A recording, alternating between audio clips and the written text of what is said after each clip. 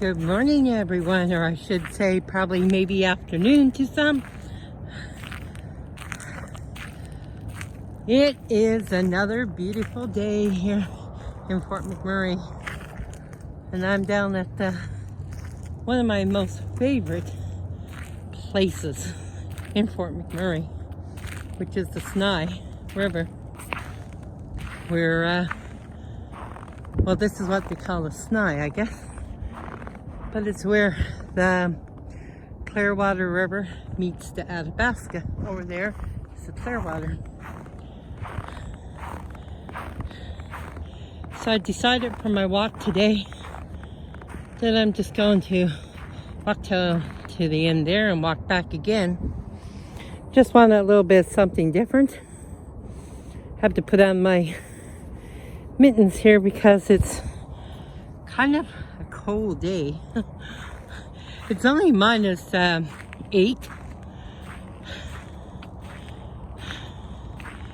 but it's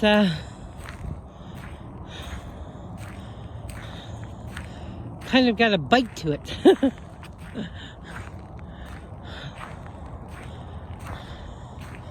I figure I'd take a little walk somewhere different today. Show people, I guess, a little bit. You've seen my videos before. You know I've been down here. It's not as pretty in the, well, I guess it's still pretty in its own way. But you can check out my other videos on my channel, and you'll see the Snai River at different times. Especially in the summer, it's quite beautiful.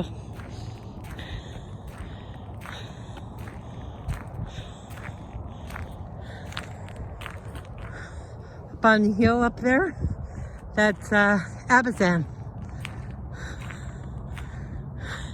They never ever used to have a view like that till the forest fire, wildfire.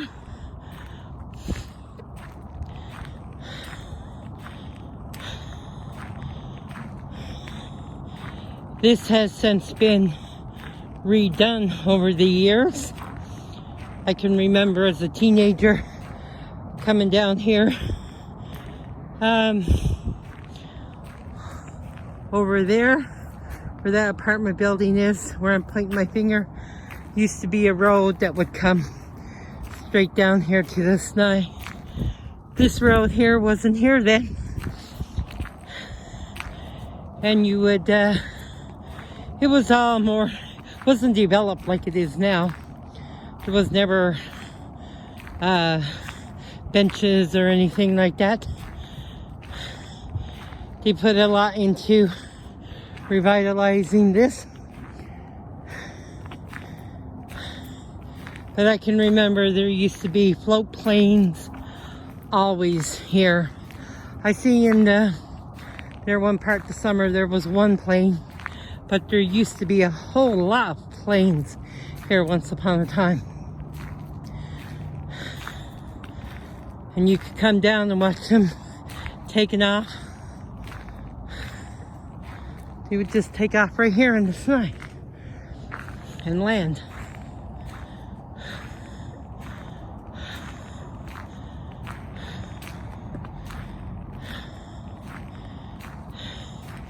Things change with progress like this.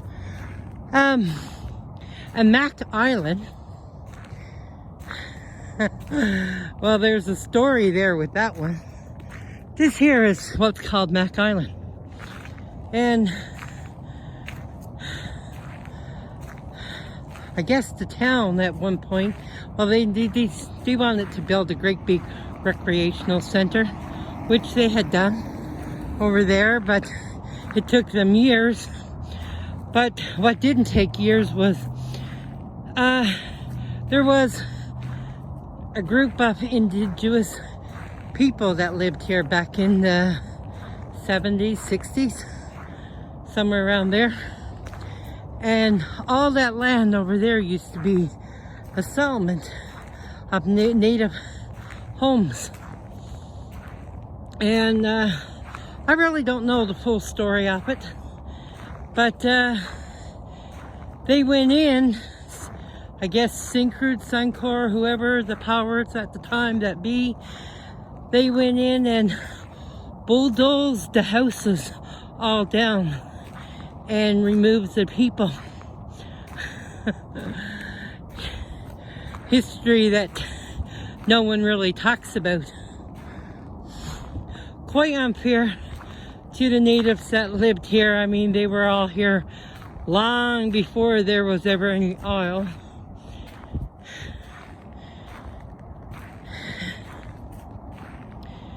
And yeah, they drove them out of it, uprooted their homes.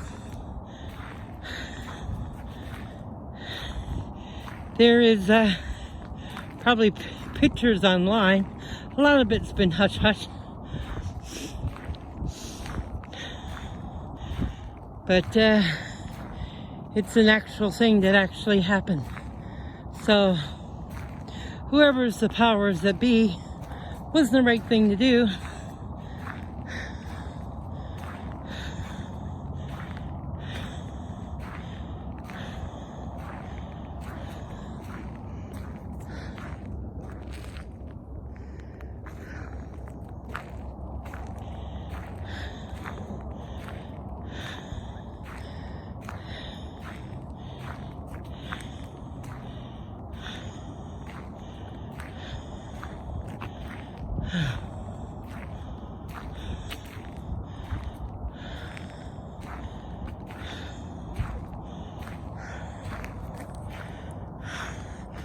I'm ashamed to say I've been here for 41 years.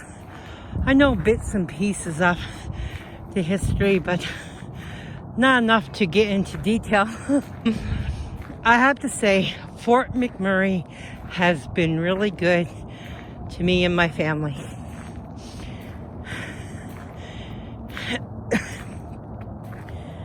Provided us with jobs. It's not a bad place to live. Could be worse.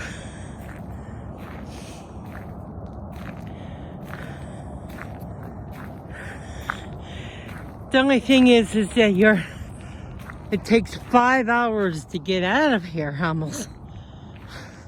If you're going the speed limit, which most people don't. They get on that highway and they drive like bats out of hell.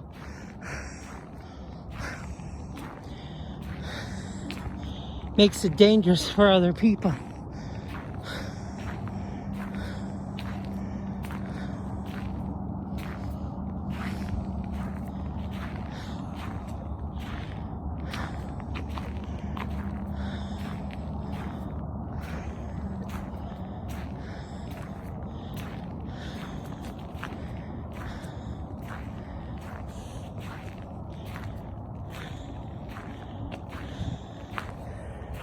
Those two higher rises, they're what's known as the towers.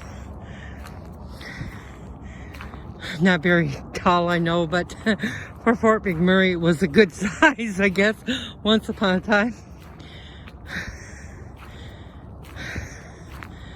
They used to be, when we came here, all Syncrude housing, part of it.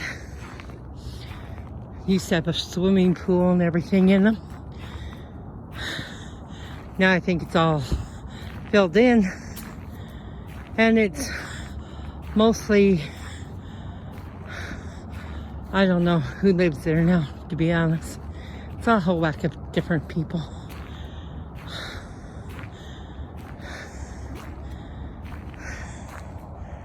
Birdie bird flying.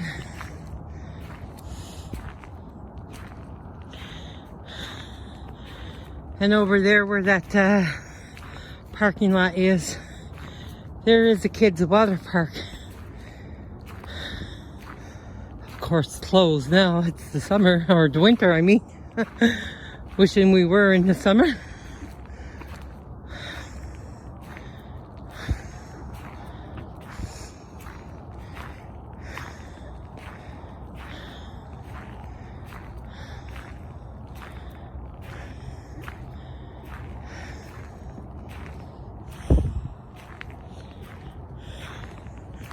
the other tall building, that's a new hotel, I think it was, that was built during the boom years. I don't know how well it's doing right now. A lot of new buildings went up during the boom stages. Like they thought the boom was going to last forever. How stupid.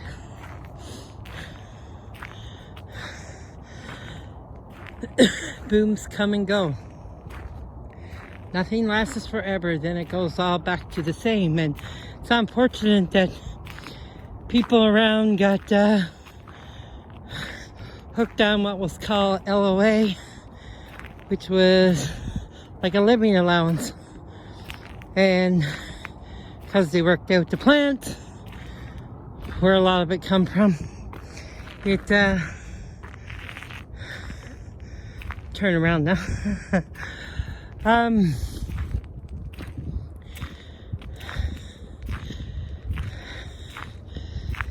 It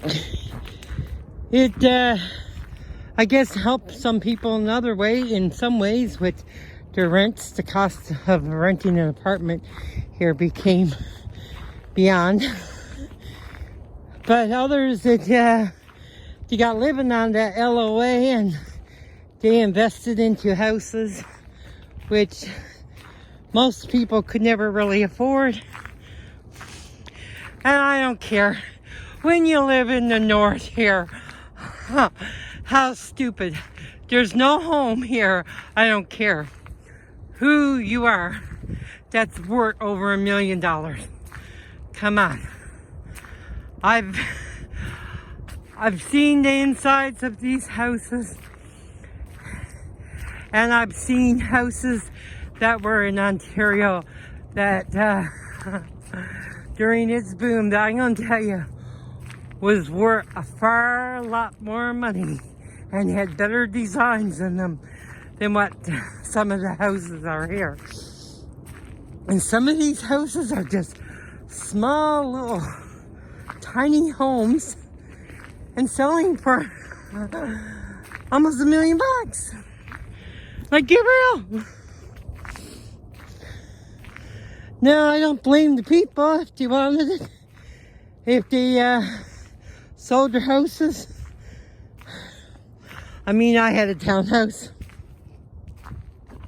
here in Fort McMurray, and I did not pay a lot for the townhouse. It was like $56,000.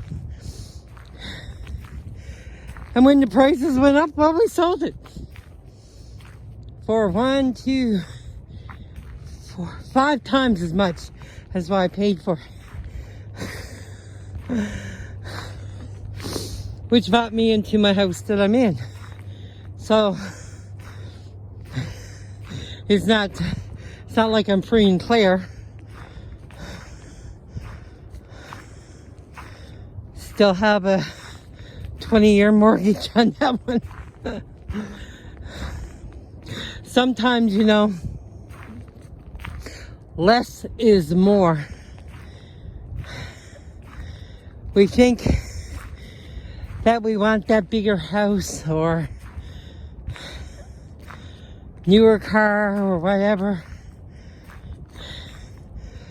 But there's always the payments that go with all that, right? And bigger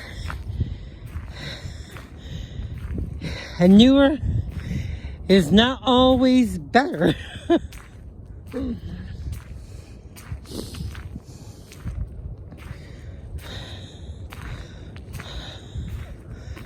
Mind you, when I left the townhouse, it wasn't really because of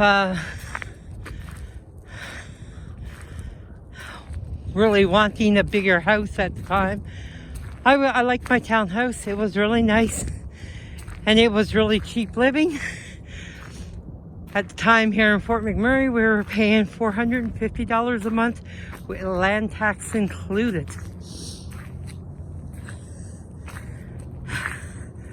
That was really, really good. I could have been living mortgage free today.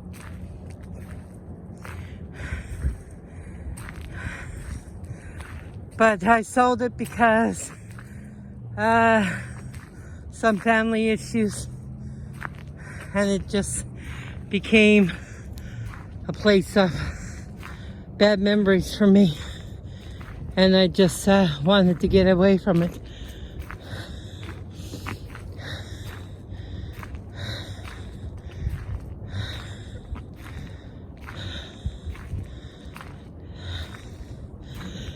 We tried to actually rent it out, and well, my ex-husband, who thought he was doing a good deed, handed over the keys to these people before he ever received a dime from them, believing that they were going to pay within a 2-day time frame. Well, they never did come with the money. They never did pay the first and last month's rent. They just lived there. Every so often they would come up and pay so much money. And finally I had to go to court to get them out. And of course, like I said, the judges here in Fort McMurray, they're crooks to begin with. And the one judge that we had, he said, oh, they can live there forever. You didn't have proper documentation to have them. Yeah, well, bye. I'm sinking fast. I have a mortgage and I remortgaged this one. This one we had first decided to keep it and just use it as a rental property. And at the time, the townhouses like mine and others were selling for or renting out for around $2,200 a month. And all we wanted was just to cover the mortgage on the townhouse, which and the land tax. So we were only asking $1,200. And these people were so ungrateful to us for trying to help them out by giving them a really, really, really good deal. And then like I said, my ex, he let him in.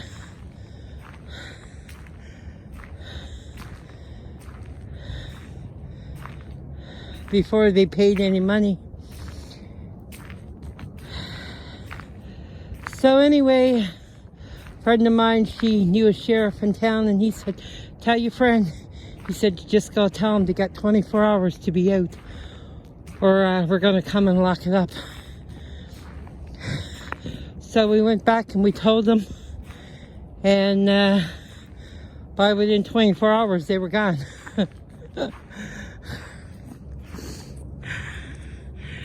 But if I had listened to the judge, he would have still been there today, and I would have been in the hole and going going nuts, crazy, because I was beyond wore out with this that happened to us. And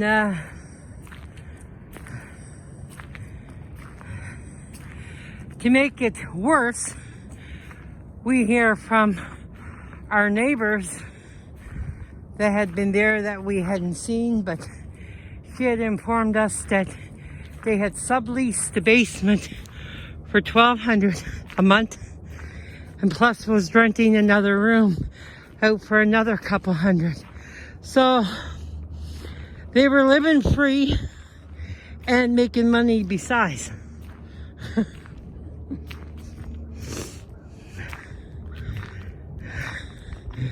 So yeah,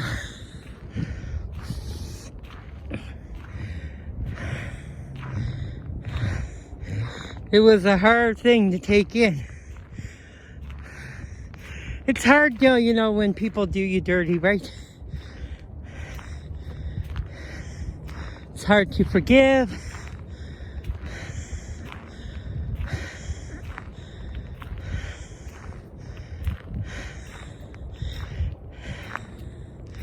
especially when you try to do good for others. It's like with my marriage. I tried to help a friend out, and or tried to help my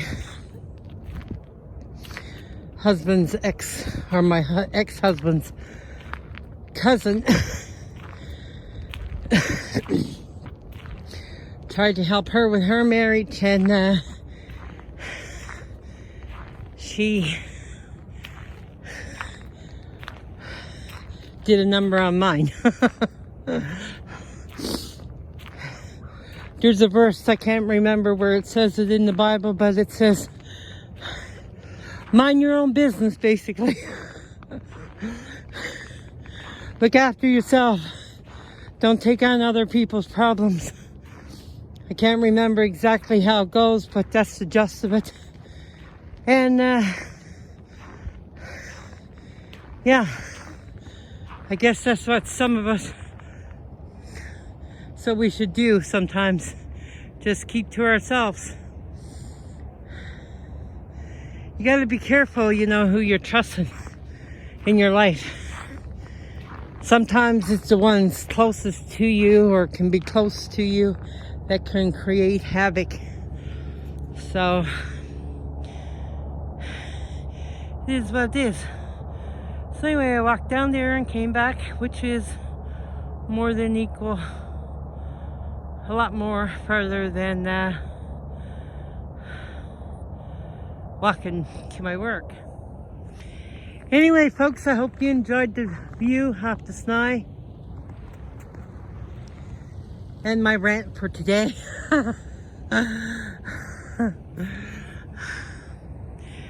Anyway, it's all good.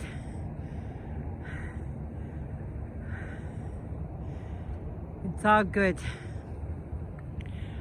I'm glad my townhouse got sold when it did. It would have been an even nastier thing that had followed. So sometimes we get blessings even though at the time we don't think that we are. Anyway, folks, this is Shelley DeLint from Shelley DeLint Media.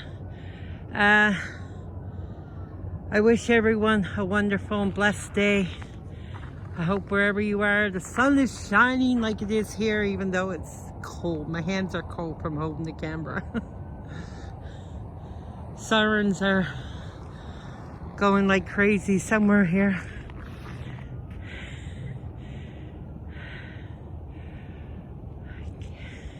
Even though it's chilly today. Oh, I'm gonna say too, if anyone from Fort McMurray is watching this video, do not go out on the river. Now, there were a couple men here on the Sny. When I came, they didn't go all that far. They were, I think, pricking holes or so to see how safe it is or something. But if you look over that way, the river is still open. There's a lot of water on the river, and yeah, it's not safe for skidooing. And earlier today I was coming down the boulevard and I was heading out towards Syncrude, or that way, and actually I went to the Ford to get my tires retorqued, and as I was going around the turnpike there to head out onto the main drag, I noticed big gaps of water on the Athabasca River. So any skidooers that are out there, you don't want to skidoo right now. Oh my world, I can't believe it. No matter where you go here, the air has got to be polluted by somebody smoking weed. In one of those trucks down there, someone is smoking it. Oh my. Time to get rid of the present government. Time to get rid of it. Anyway, folks, this is Shelley DeLint Media. Shelley DeLint signing off for today. I pray everyone has a blessed and wonderful day. Take care and God bless, and we'll see you in tomorrow's video. Bye-bye.